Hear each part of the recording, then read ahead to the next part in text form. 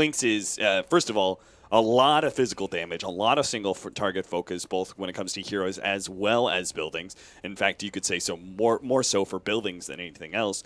But is also like quite tanky thanks to Death Pact. When you are the one controlling when the team fights are happening, Clinks is actually decently tanky because you're obviously going to work that push in with your Death Pact timing. Yeah, like I think that's completely true overall, and so. Both teams, I mean, it doesn't look like they're heading into each other or anything like that. I think that they're just scouting out. Judging by the item builds, it's actually possible that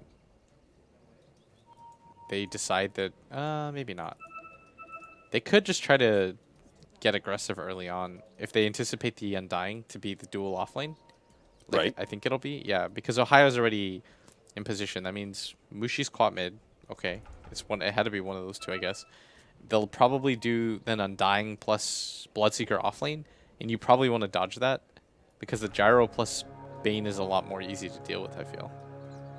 Yeah, that makes sense. I mean, generally speaking, you just don't want to fight into the Undying at all, but if you manage to, yes, you successfully dodge it in the first minute, say, you manage to get a single offlaner up against the dual aggression of the Undying +1.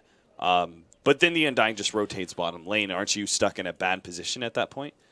Because now you're faced tri-lane versus tri-lane, and then you are then the one forced to rotate? But you still want them to react to you more Okay. than anything. But I think this is like some weird tricky game because both teams are reading each other before anything actually happens. Like Fnatic is going for the counterplay, and then they get counterplayed because it's a little bit too obvious. So now Secret is going to, it's just like a back and forth mind game because you originally saw the Undying at top, right? Because they might have anticipated some sort of dueling. So now you're going to see the TPs. Like now that you force Fnatic down, then you force yourself down because you can't just leave Arteezy in a situation where he's one-on-one. Ohio. He's going to be kind of caught here. Actually turns around to go for one of the last right clicks on a creep in order to heal himself up. But the last right click from Arteezy isn't quite enough. Zai does have another Ice Shards coming up in a second, but he just runs down the Bloodseeker, who actually kind of slowed himself down by running into those trees. And Zai is the one to pick up the first blood. So unfortunately for Fnatic, it seems like them forcing Arteezy to rotate actually turns out quite well for Secret. It was so unlucky for Ohio. He had the Blood Rage on him. Oh, and they're actually going to go on him again. And is he blocked off from this? The creeps are blocking him quite heavily. Zai is trying to get in front of him as well, but Ohio will live. Seems that poor man's shield does do a decent amount of work. Johnny's going to pass over his potion, so Ohio stays in the lane for the time being. And now Johnny's going to try and help out this Bloodseeker by harassing Arteezy down a bit. This is so miserable for Clinks against an Undying because you already have such a terrible HP pool to begin with. Mm-hmm. So losing your strength, like 17 minus 4, he's already at 378 HP. At the same time, there is some validity to the fact that Fnatic don't actually have any nuking power to take advantage of that. Plus the fact that while he does drop low in HP, percentage-wise he's not low, right? So Bloodseeker isn't actually getting a big benefit out of Thirst. Yeah, but you still don't want to be at... He's at 302 health right now. Like, if he gets right-clicked once by Bloodseeker, you played against it before. You get hit once by Bloodseeker and like... and you're that low, then you just die because he can just chase you down. He doesn't really care if the Rubik's there or not. Once he gets a level or two of Thirst, then I'm pretty sure he's just going to try to run on Arteezy, and that's the play. And in the mid game, they have a ton of bursts. I mean, they've got the Queen of Pain. Ultimate, like if Arteezy isn't careful, there's a lot of potential for that, but I'm interested to see mainly how he decides to itemize. Like, there's a pretty standard build nowadays that's been floating around. You go like Aquila, Soul Ring. Ooh, Arteezy actually got caught. I was going to say he needs to just continue to try and kite around the Bloodseeker, but Ohio, very smart, recognizing what the best opportunity is. He gets for the very early boots and then immediately pushes forward alongside the Undying to force Arteezy to use that mana. And Clinks does have a very limited mana pool, particularly if he's spamming out Searing Arrows for CS. Yeah, that's why you have to go for the Soul Ring at some point, but... I mean, this is just an awkward situation because Arteezy always has like 300 HP because of the decay, and so this is just a rough matchup. And something we haven't talked about, I guess, is just the fact that the bottom lane has been pretty successful for, I'd say, and actually... Oh, wow. What? Jumping in. Mushi actually managed to get S4. I was watching the Bloodseeker get aggressive on Kuro and Arteezy at top, but they managed to actually get the kill in the middle lane. Mushi coming up big. I'm not used to seeing that. S4 just die like that. Yeah.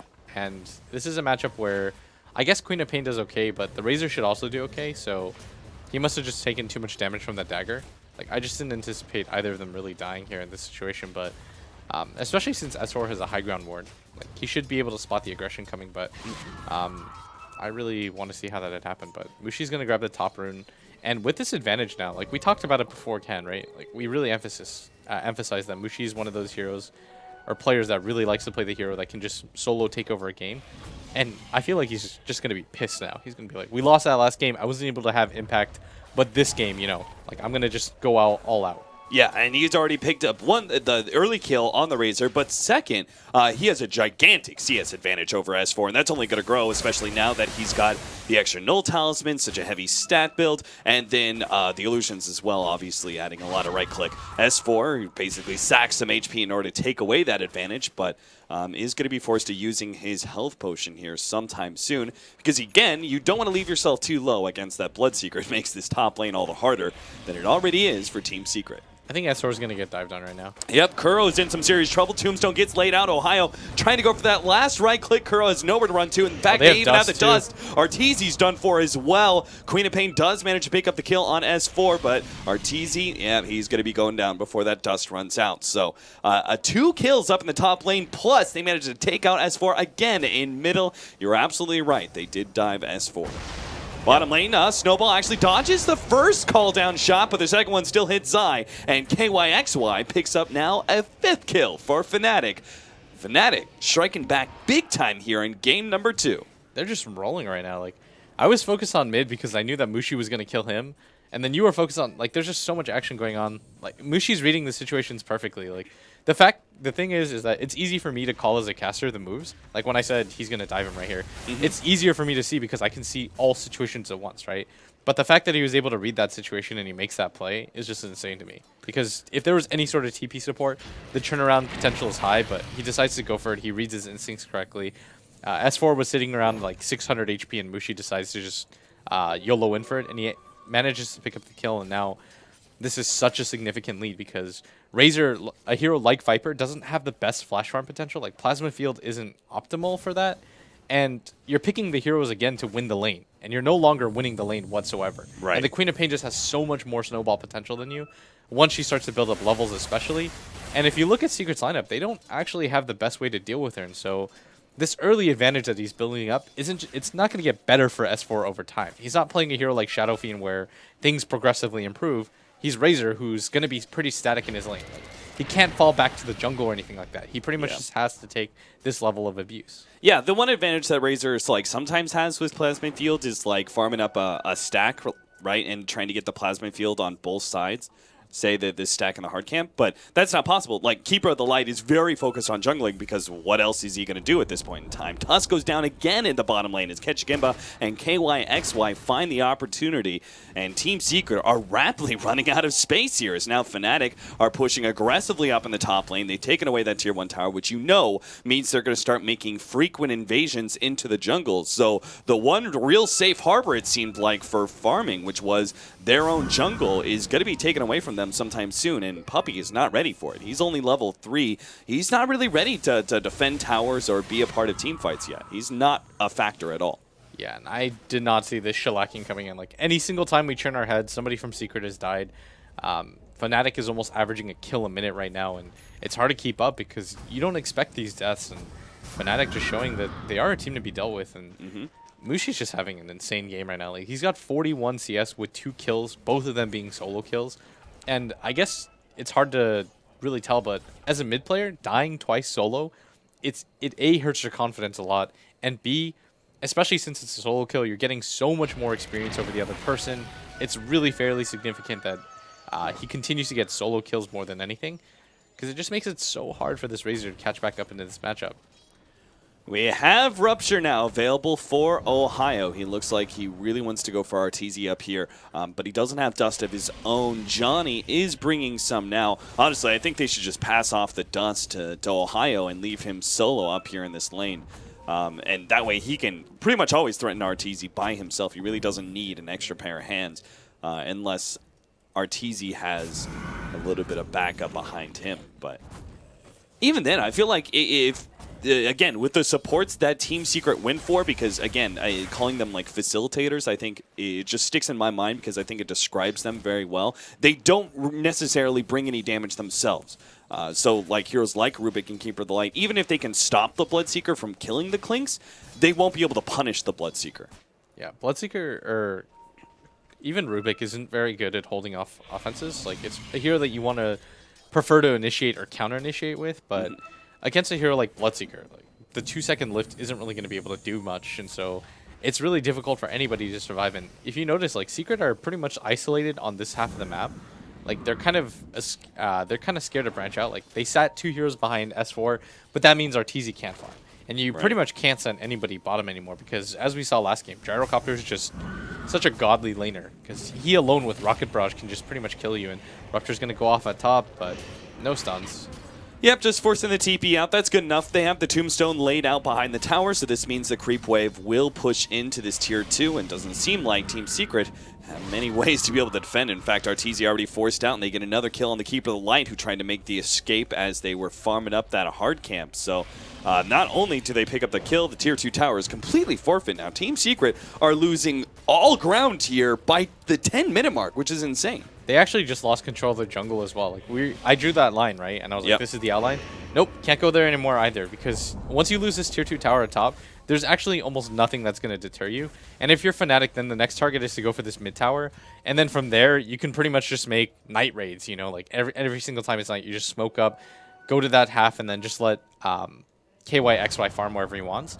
And the problem right now for Secret is that none of their cores can really jungle. Like, if you notice, it's still pretty much just that's going for it, and now this kind of feels like a desperation smoke to open the map up again.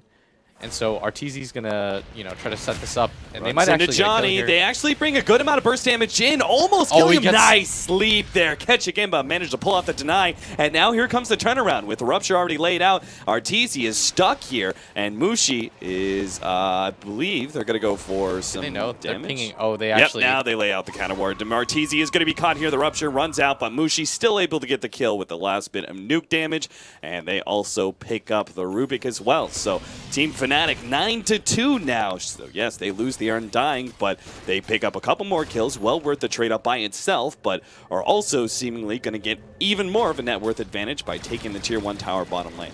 You can't even tell that Ohio was sent to the offlane. No, like, you that's really the can't. crazy thing. The amount of farm that he has right now, for people that aren't aware, like the fact that you have a Midas, power treads, and 1k gold at just 11 minutes, that's fantastic regardless of what lane you are. And another kill goes... they are actually just being picked apart right now. Yeah, Team Secret just falling apart before our very eyes. Team Secret, who were for many the favorites of this tournament, sort of the invincible team, is actually showing, I would say, some very large weakness against one of the biggest underdogs of this whole entire tournament. I think many people believe that Fnatic were going to be a bottom 8 team. Honestly, Fnatic just laned this really brilliantly. Like, there was no real lane that you could point to and say they had an advantage.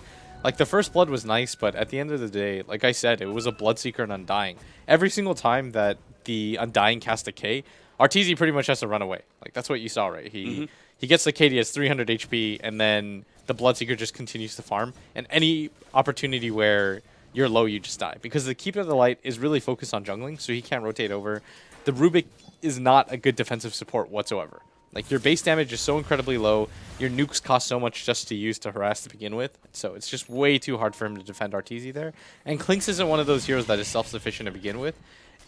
And at that bottom lane, Bane plus Gyrocopter, like, if you get slept, you're dead, because you're going to get run down by Rocket Barrage every single time. So you're just seeing complete dominance. And I mean, I'm not even covering Mushi right now because all the lanes just went so well for him. The fact that he got 2 solo kills on a player like S4 is pretty ridiculous, and it looks like he's going to pick up something like a 15-minute Aghanim Scepter.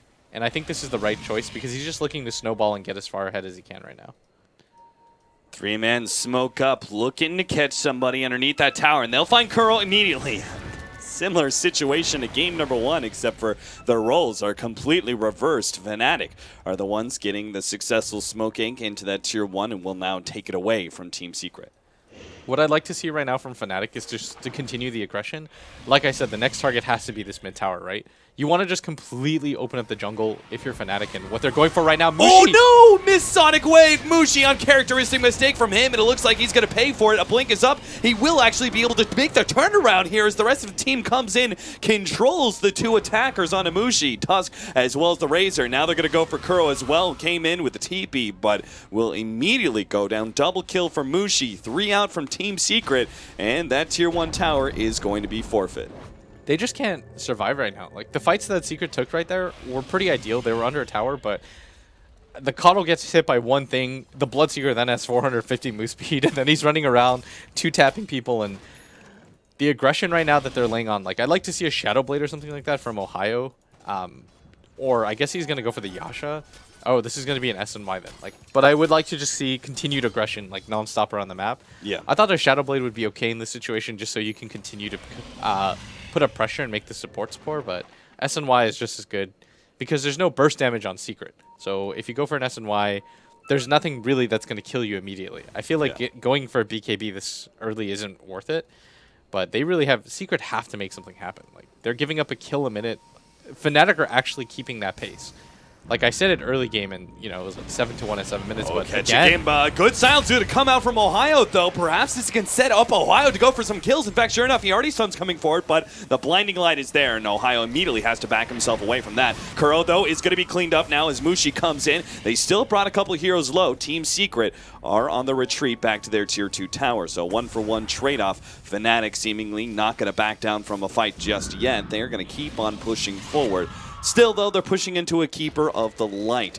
No matter how far ahead they are, they do need to be careful of that constant pushback damage. Yeah, that was a good smoke, but even in the best of situations, you're trading 1-for-1 there, and so you do have to get away with a little bit more than that, especially in a smoke gank. But if you're in a position where you're this far behind, then the better move is to simply just go for any kill that you can. Like, a trade is okay here, and I didn't even realize how absurd the net worth lead was, but we should definitely at least like, that's for 15 minutes into the game for them to build up that sort of lead. Like, they're getting up 1,000 gold per minute over Secret right now.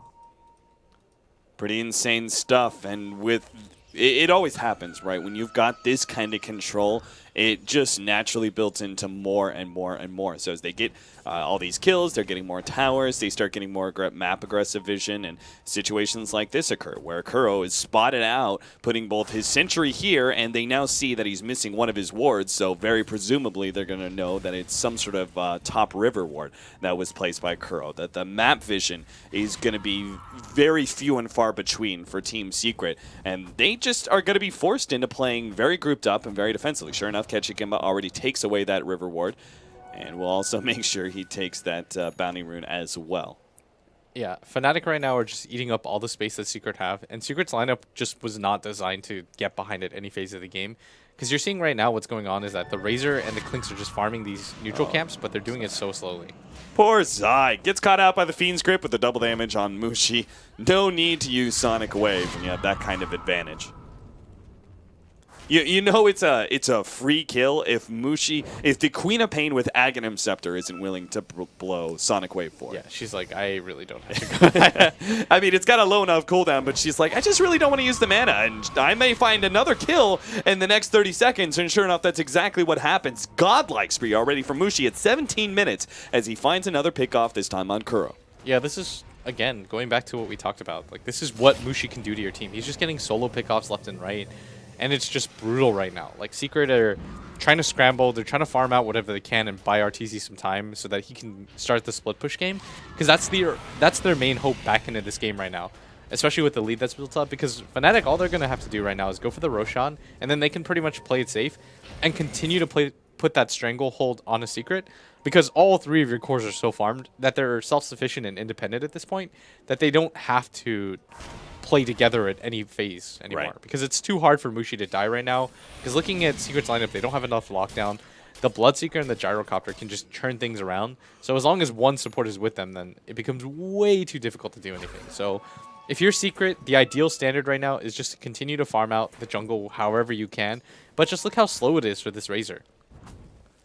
Yeah, Razor doesn't have many options. Our TC, of course, is going to farm out the jungle a bit faster, but you're right. S4 I mean, he's still operating on pretty much just upgraded boots. He's got a Bracer, Wraithband, and Bottle with him, but not even like a mid-game item being had by him just yet. Fnatic making an invasion into the jungle, are going to grab Zai immediately. He will be the first one out. Tombstone was laid down as well, so Team Secret need to try and get away from this one. Poppy couldn't even complete his TP out. Fnatic take out 2 and perhaps a 3rd. Yep, Clinks, he also falls. Mushi finds him, and that will be a 1, 2, 3 and push into Tier 2 tower. Fnatic, it seems like we're just going to see a straight up GG soon.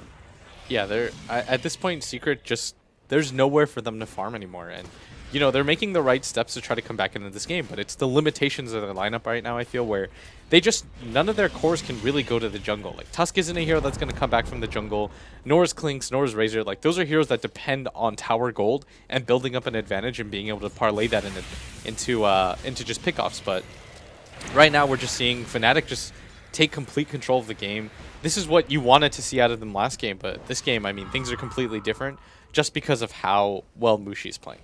Like, I don't even think this is Secret playing inherently terribly in any sort of situation. It's just that Mushi is just doing whatever he wants with them. Like, I really feel like he's just mad. He's saying to himself, like, why did I even bother, like, losing that last game? Like, I'm Mushi. Like, I get to do whatever I want. And now with the negatives and upcoming Octarine core, he's going to have a 30-second cooldown on his Sonic Wave, and Blink also goes to an absurd, like, 4.5 seconds or something like that. Like, it just becomes a hero that's all over the place and has nukes constantly. And with the level advantage he still has over Team Secret, he's just going to be blowing up heroes left and right. Bloodseeker, of course, is still quite a happy camper. He's got Handamitis, S&Y, 2,400 gold.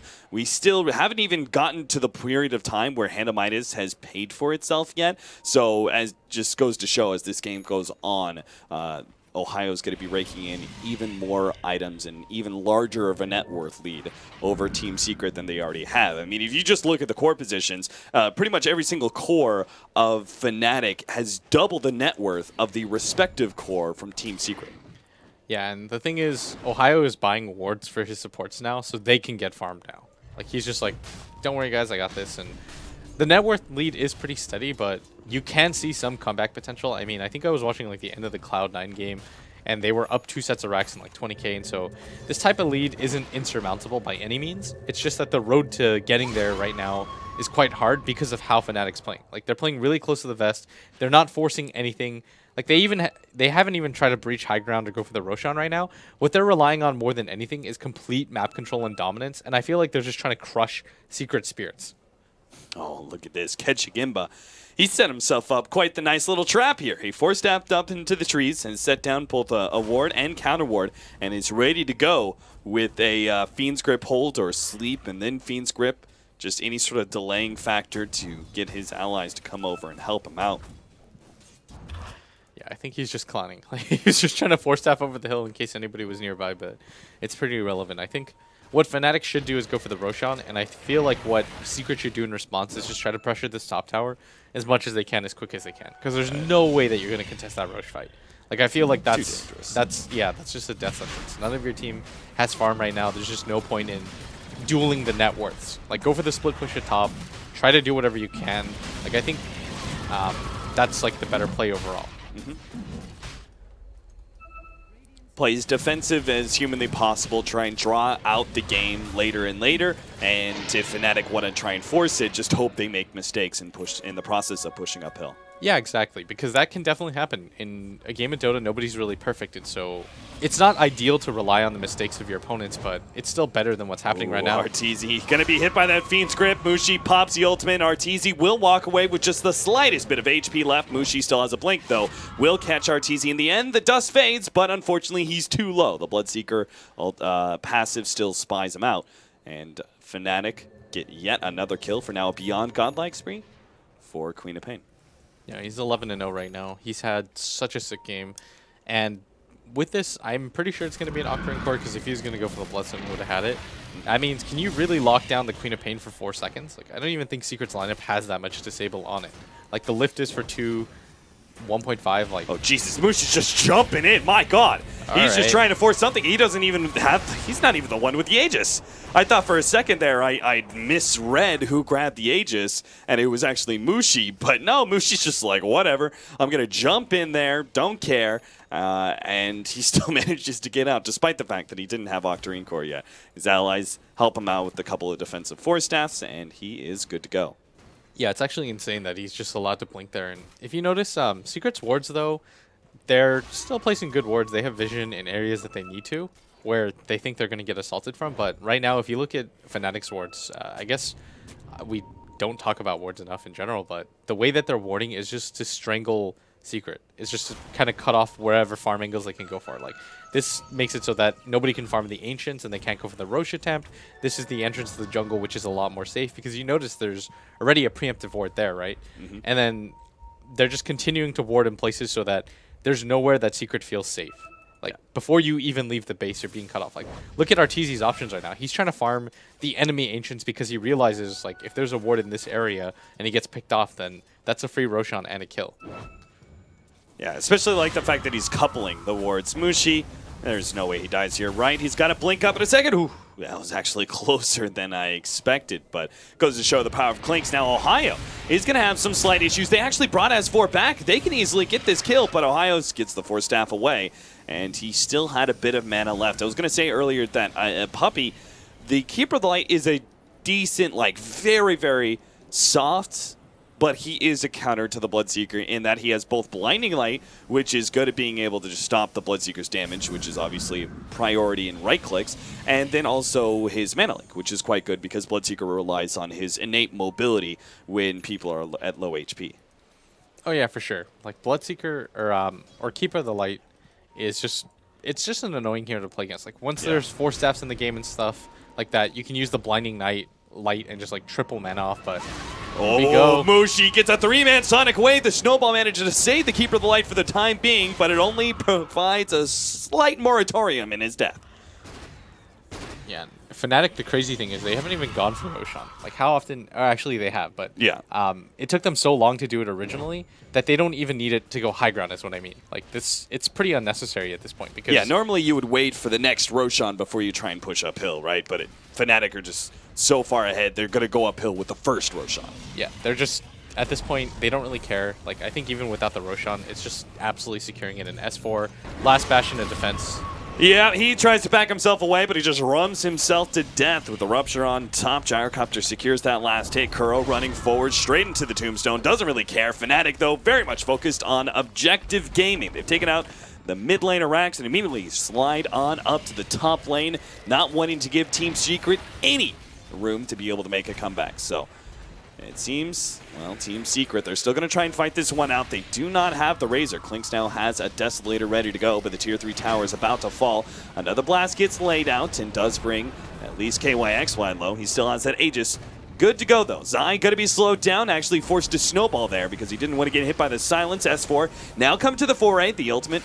And the pushback there is able to get the Gyrocopter down. S4 comes forward. They manage to clean up one already. S4 drops quite low, but they can't pursue him out. Fnatic are still healthy as a full 5-man crew and are able to finish up that melee at Rax. And seems like they're going to be able to stick around for the range Rax as well, as Team Secret only operating with 3 heroes right now. KYXY takes just one shot before immediately there's a response from Team Fnatic. Slow down Arteezy and make him asleep. The homing missile comes in, bonks him up, but Fnatic don't care. They've taken that second lane of Rax and will immediately back up to refuel and probably pick up a couple of items before they now go for Megas.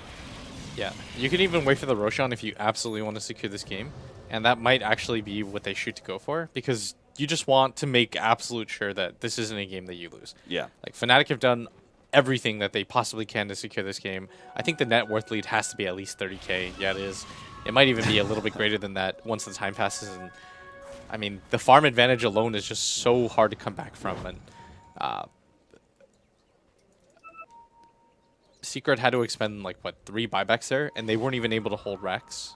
So when you're doing that, it just continues to kind of shut you out. And Secret are going to go for the smoke gank, but this is like you have to get something out of this. This is a super YOLO maneuver. They know that Kuchik Imp is right here, and he actually manages to get himself away at the same time. Yeah, the good play there, being able to Glimmer back himself away. KYXY is going to respond, though. He's got his BKB, turns and fights the rest of the team. Good snowball out. Zai's just trying to get them away from that call down area, but Mushi cleans him up with a huge Sonic Wave. GG. Team Secret are done with this game. Incredibly one-sided win for Team Fnatic. Even more one-sided than our first game that went to Team Secret. Quite the weird event.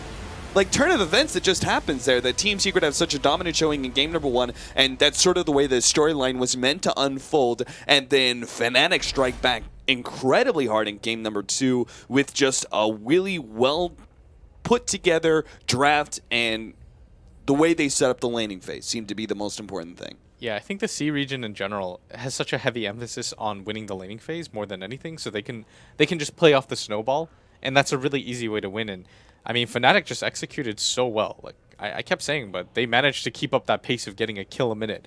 And aside from the 2 kills that Secret got early game, the score essentially became 30-1. Like after the first 2 minutes. Yeah, like, that's pretty absurd if you think about it. So Team Secret, the team that's supposed to be that first place slot, take a little bit of a black eye here from Team Fnatic, but this does close out our series.